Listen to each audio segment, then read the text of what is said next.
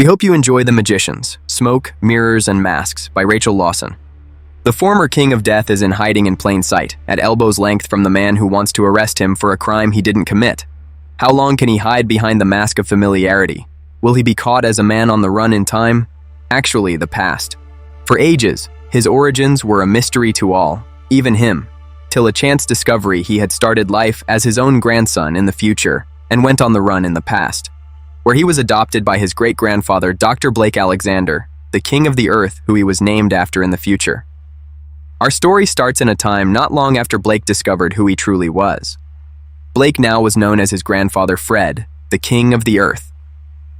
We find the King of the Earth performing on a stage somewhere in Melbourne, Australia, in a magic act with one of his sons, Valentine, who he now knew was his father. His life was complicated, so he didn't like to think of himself as Blake anymore. It just gave him a migraine thinking who was his who. "Welcome to our show, I am Frederick the Great," said Fred. Valentine looked nervous. Fred smiled back at him encouragingly. "And I'm Alexander, the Great," said his son Valentine.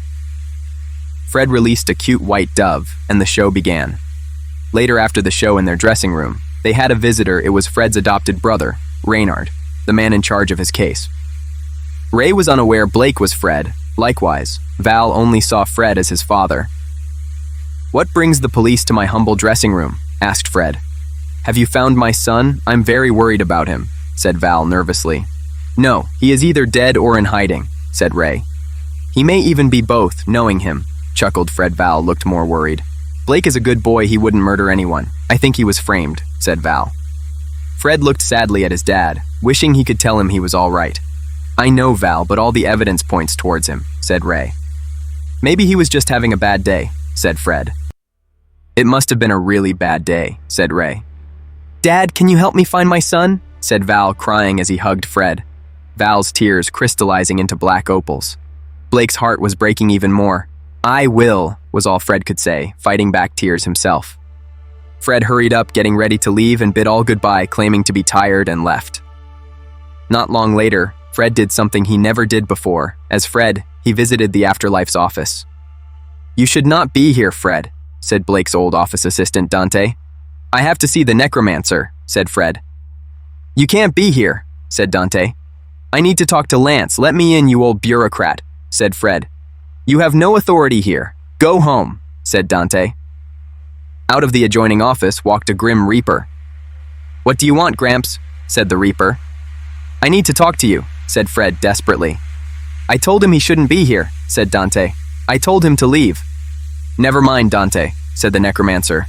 "You know he can't leave here on his own. He'll just come back. This place is enchanted. I'll take him out of here when I've spoken to him." "Oh yeah, I forgot. Blake enchanted it to stop the dead escaping here," said Dante. "Come into my office, Gramps," said the necromancer, the new King of Death. Dante went back to work, and Fred followed the necromancer into his office. "Dad, what the hell are you doing here in the afterlife? You are in hiding. You know you'll be caught by visiting me here," shouted Lance, the necromancer, one of Blake's own sons.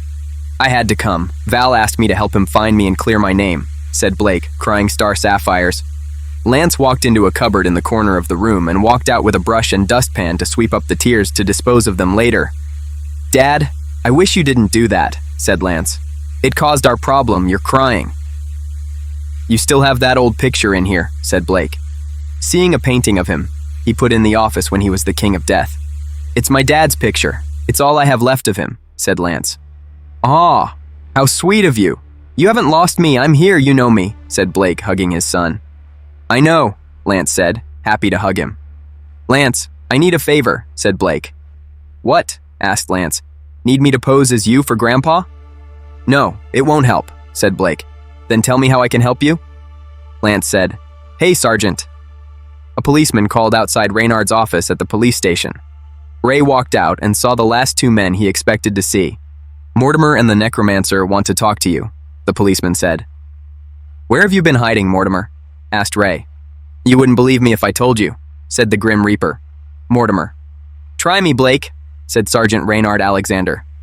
"I'm back," said Mortimer, who was otherwise known as Blake, who was now Fred in a form he'd not taken for over 100 years, his Grim Reaper soul. "Why are you here with your hellhound?" said Reynard shortly. "Thanks, Uncle, and it's good having a cop in the family too," said the other Reaper, who was Lance. "Lancelot," barked back Mortimer shortly. "What?" replied Lance. Mortimer looked like he was rolling his eyes, which weren't visible. "I came to clear my name," said Mortimer. "Why bring the bulldog?" said Ray. "I need him," said Mortimer. "To protect you?" said Ray. "No, he is my witness," said Mortimer.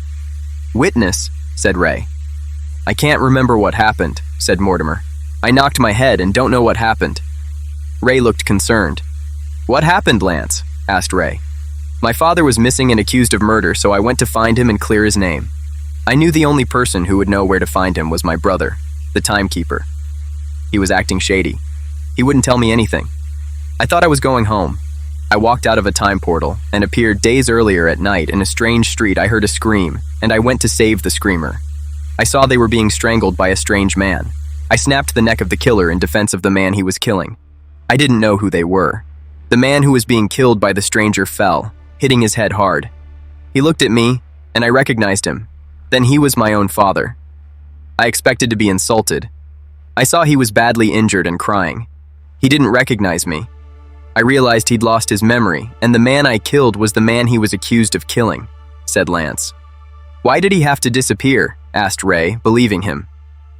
"I took him somewhere where he could have a new start without his troubles and lost track of him," said Lance. "Apparently, it didn't work," said Ray. "As always, Uncle, you are right," said Lance, lying, knowing his father had a new life. "Blake, where have you been hiding?" asked Ray. "I moved on in life," said Mortimer. "I returned to say I was all right and clear my name." With that, Blake and Lance disappeared.